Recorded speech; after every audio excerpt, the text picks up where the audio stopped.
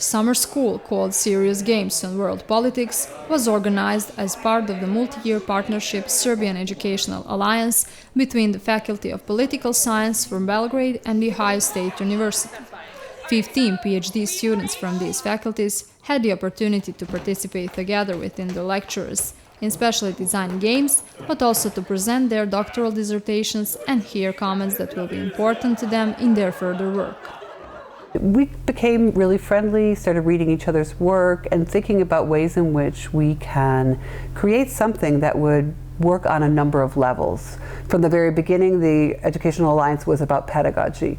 We wanted to see how Serbian classes are run and what kind of pedagogical methodology is being used in Serbian universities, and we wanted to share our own ways of teaching. One of the things that we've been doing in the United States in recent years is a lot of sort of participation, not just what we used to call the sage on the stage, where the professor just, gives a lecture and the students write something down. We try to make the students be more engaged. We try to make sure that they have the opportunity to express themselves, sometimes do presentations, take over the material, and see what they can learn, and then the professor is kind of the facilitator. When I say serious games, I think of games and active learning, which goal is not to be fun, rather process of learning. Main goal for participants is, besides having fun, to be better at studying, remembering things, and to have better understanding of a subject which is being taught. At the mention of games, the first association is fun. However, what is already widely used in the study of world politics are educational games based on the interdisciplinary knowledge from social sciences and humanities, and this seminar was an ideal opportunity to encourage the use of serious games within the framework of constructivist theories. Super Agent is a game that debuted at this summer school and was designed by Professor Amanda Rosen from Naval War College to introduce participants to the concepts of identity, collective memories, and ontological security in international relations. And that makes sense because we build emotional connections to the things that we learn in life. And so if you go through an experience where you're moving around and you're playing a game, and in one of the games we played today, students are, technically, killing each other, right? You remember that, and then you can build on that as a classroom experience throughout the rest of that course.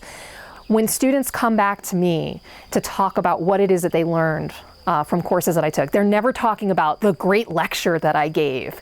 They're rarely talking even about a good discussion. They often come back to those games. Those are the experiences that meld into their memory and then they take that learning with them and beyond. And role-playing gives us an opportunity to do that, to put students in a position where they are having to represent somebody else. It does take a lot of preparation. You do have to think about the particular scenario. That has to change, particularly when you're working in political science. You can't use always the same scenario year after year after year because the world changes, politics change, different leaders come and go. Higher education today has become demanding because the audience has a limited attention span, especially if we are talking about the younger generations who acquire the most information via the internet and social networks. Classical classes lasting 45 minutes no longer suit such an audience. It is necessary to create dynamics in different ways and gain their attention. Games are making it possible for attention to be directed in different ways. It makes a different educational environment, and also it makes the student a focal point of the game. Interactive education makes higher level of competitiveness. Students not only need to know the subject, but also understand its use and deep dive into a problem, which can later be judged and discussed. When I've introduced constructivism in the past, they get realism because it's power. They get liberalism because it's interest and individualism. American students, at least. That's, these things come easily. But then you say constructivism is not a worldview, it's an approach that says that the patterns of world politics that we see, patterns of war and peace, are ultimately rooted in ideas and relationships. Right. and therefore identity. And then you'd start talking about identity formed through relationships, and the students' eyes just glaze over. But if they really thought about it themselves, their identities are relational, and those relationships can affect whether they're in a certain conflict or what kinds of decisions they might make in a decision situation. The second part of the seminar included the presentation of the doctoral dissertations of participants, and all present were familiar with the topic in advance so they could give constructive criticism accordingly. With games and reflection, I think the moment of reflection was the most important aspect of this seminar. It's because we faced our own points and we comment on same points, some from participants and some from public. Because of that, we had a lot of space for improvement. Besides that, we had very specific games which were designed for us.